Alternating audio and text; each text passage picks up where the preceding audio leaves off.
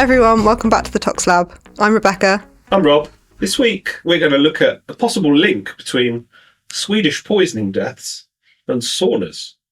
Interesting. Should be very interesting.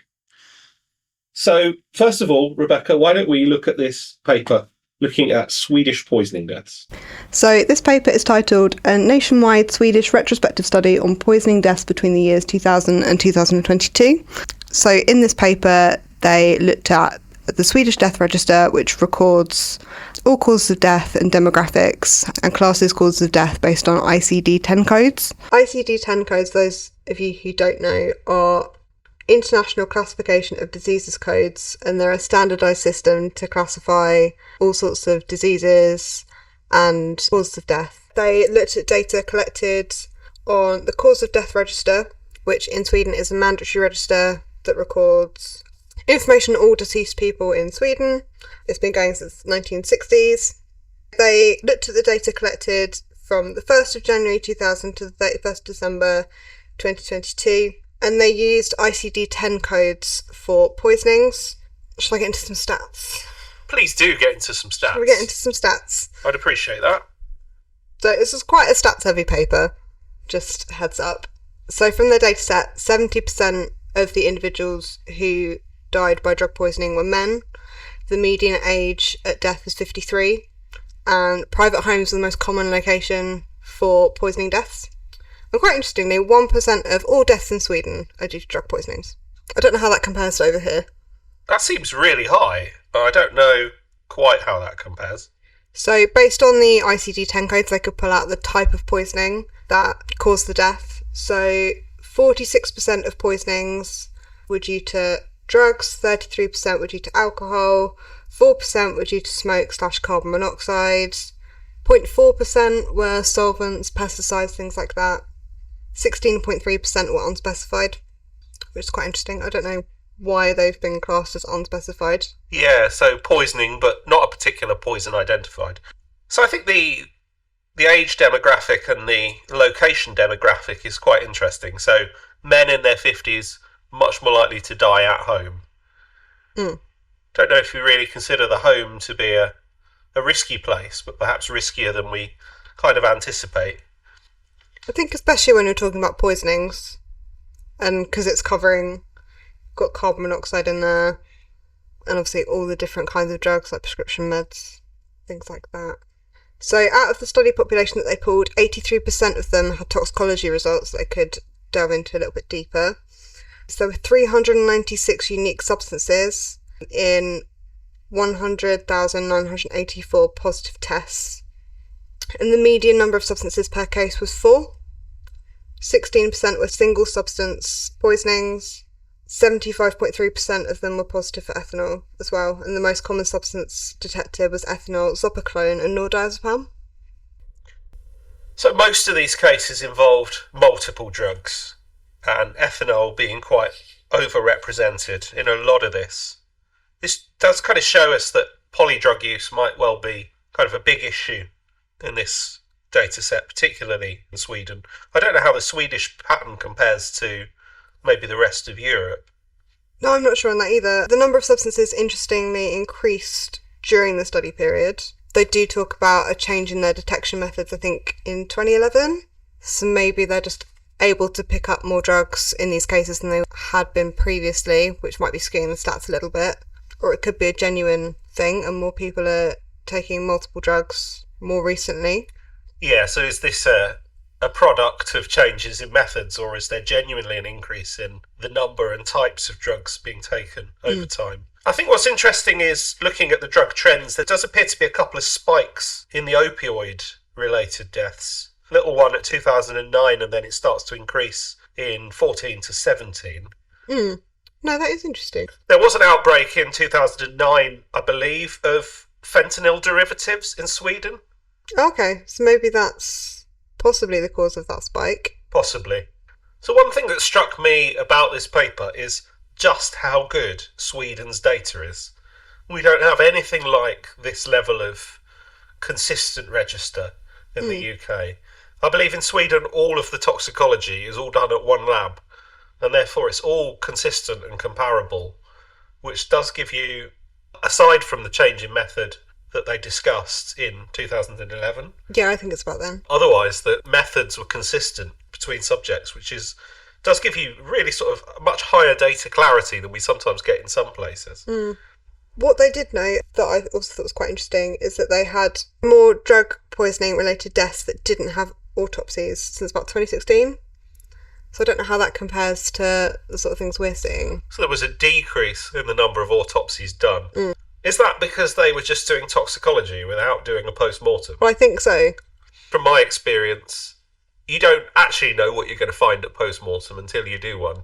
Certainly we've had cases whereby they look like clear drug cases and actually post-mortem revealed some other pathology that we weren't aware of. And similarly, toxicology was unremarkable. So it is sometimes, you don't know what you're going to find unless you go looking. Exactly. A big limitation with this data set is there's obviously that risk of misclassification of the deaths because they're all coded using ICD-10 codes. So I don't know how easy it is, if it's a bit of a weird case, to like pick the code that you need to classify the death. And I'm sure there are certain cases where there isn't a code that accurately describes like the type of poison for that case. Yeah, and the other side of this is all post-mortem data, and we know that sometimes post-mortem toxicology can be tricky. Drug redistribution, degradation, and quality of sample sometimes can mean that this isn't necessarily a complete data set. Toxicology isn't foolproof. So one thing that interests me in this data set, they've got a breakdown of the number of drugs, and as you said, alcohol, ethanol by far at the top of the chart, followed by diazepam, metabolite, and zopiclone. There was a few drugs on there that I must admit I didn't recognise, drugs we don't tend to see in the UK or maybe haven't used in quite a few years. Ethyl morphine, I must admit I had to look up. That's a compound similar to codeine used as a cough suppressant. Oh, okay. And that was quite highly represented in this data set. There was also an antihistamine I didn't recognise on there, alimemazine. Oh, okay. Is that like specific to Sweden maybe? Perhaps, yeah, perhaps. In terms of the drugs detected, I mean, we're looking at alcohol first and foremost, present in 50% of the subjects. And then the next couple really were prescription medications, and it's not until the fourth do we see morphine, which I guess they talk about this. Is this morphine from heroin or unrecorded? I don't think they talk about it. So morphine present in 14.6% of subjects. That can't all be prescribed, right? No, it can't be. So that must include heroin in the mix. They do have an ICD-10 code for heroin. Okay. And I think 9.4% of all the drug-related poisonings Were heroin. were the result of heroin. Okay. But obviously it's quite hard to pick apart when you've just got morphine listed as whether that's like morphine derived from heroin or whether it's prescribed morphine. Or I suppose whether it's like morphine as metabolite. Absolutely. Very good point. You know, is that morphine present from codeine? It's not really well broken down. But it's such a massive data set. I think they've done a really good job of trying to break it down. Absolutely. In terms of the type of poisonings and then what they've seen in each category. This is an absolute huge data set, for sure. There was one little statistic in there that struck me when I was looking at this. Mm-hmm. And that is that in this study period there were 26 deaths which were due to toxic effect from animals and food, 25 of which were toxic effect of arthropod. What is an arthropod? An arthropod is anything which is, it's like armoured. Okay. So it includes insects. I think these possibly are bee stings or wasp stings. Oh, okay. But I must admit, when I first looked at this, I thought, is this exotic shellfish poisoning? I'm going to be honest, I did for a second think, is these fugu-related deaths? Which, of course, fugu is a fish, not an arthropod. So I swiftly realised my error. But one of them was from toxic contact with an animal, and I'm not quite sure what that refers to. Snake bite or possibly something like that. It kind of shows the sort of breadth of the ICD-10 codes that they've got such specific codes for those sorts of things. I'm surprised that there is a code for poisoning related to arthropods. Well, there are international codes, so That's true. it's not Sweden specific. That's completely fair, isn't it? That is completely fair. So there are definitely more places that have issues with Arthropods, insects and yeah. creepy crawlers and things. So one interesting fact I wanted to look at in this data set is the carbon monoxide poisonings. Yeah, so 4% in total had an ICD-10 code related to smoke or carbon monoxide. 3.5% of all deaths were related to carbon monoxide poisoning in this data set, which seems quite large. I think that seems quite high. We pulled the UK data, and it's not recorded in quite the same way, but this figure for the UK is around 2.5% of poisoning deaths. That is interesting. Why do we think Sweden have such a bigger problem with carbon monoxide than we do? So I had to look into this because I thought there was a few possible explanations. It's probably a bit colder in Sweden. Possibly got the heating on a bit more. Yeah. But one possible explanation I thought would be really interesting to look at is, could it be to do with saunaing? Oh, okay. Yeah, saunaing and using the sauna in Sweden's quite popular. And we're talking about traditional Swedish saunas as well. So, wooden boxes, poor ventilation, wood-fired. Feels like might possibly be a source of carbon monoxide poisoning. Quite possibly. So carbon monoxide, I'm sure you've come across this, is a poisonous gas, and it's produced by incomplete combustion. Usually burning hydrocarbons produces carbon dioxide, but in the presence of a lack of oxygen, it can produce carbon monoxide. Carbon monoxide is a gas, and it's poisonous. It binds to hemoglobin, and it stops hemoglobin being able to transport oxygen.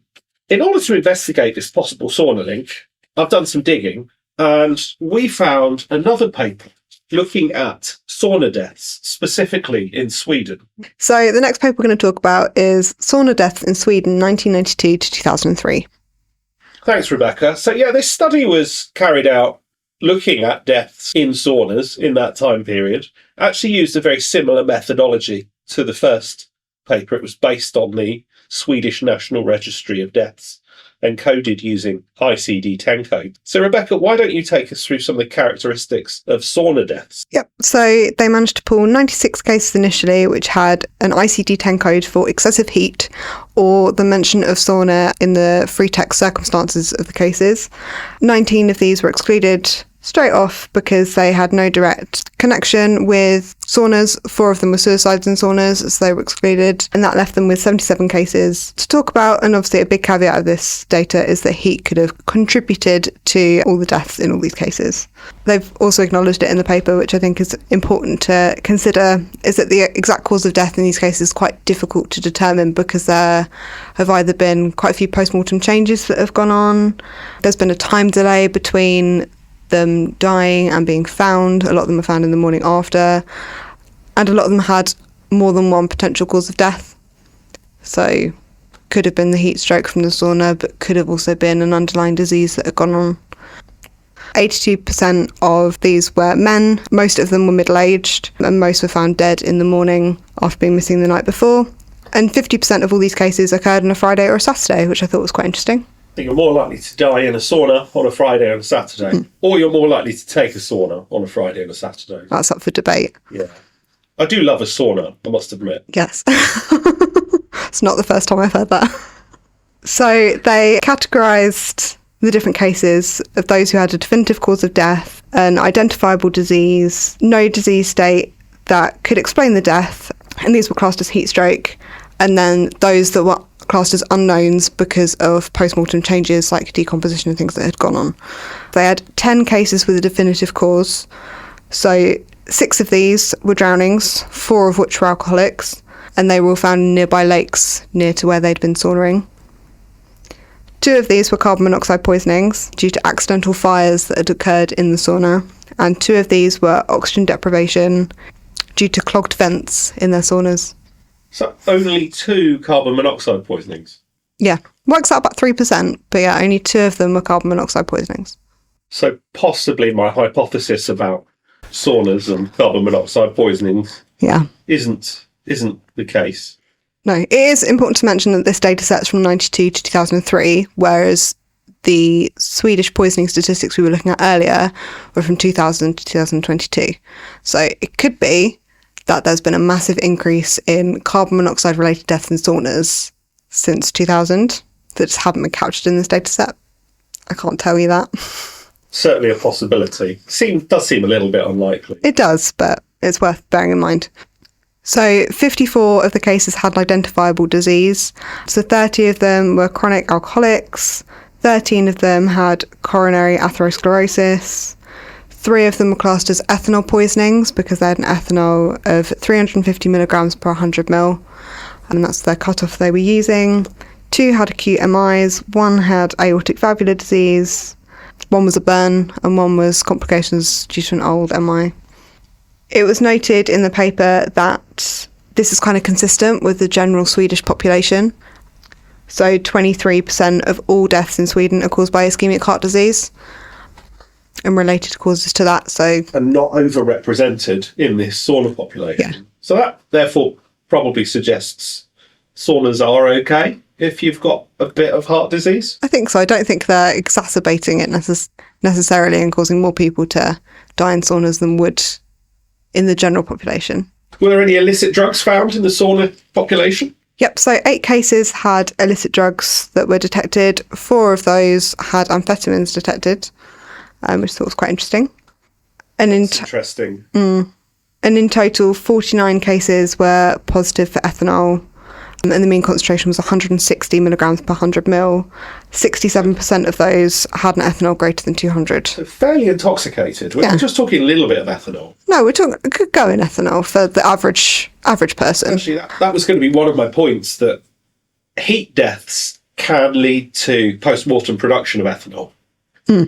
So you might see much higher post-mortem ethanols as a result of being in a sauna for a prolonged period of time. But I'm not sure I'd expect it to be that high. So it probably does suggest that there was quite a significant amount of ethanol consumption associated with these sauna deaths.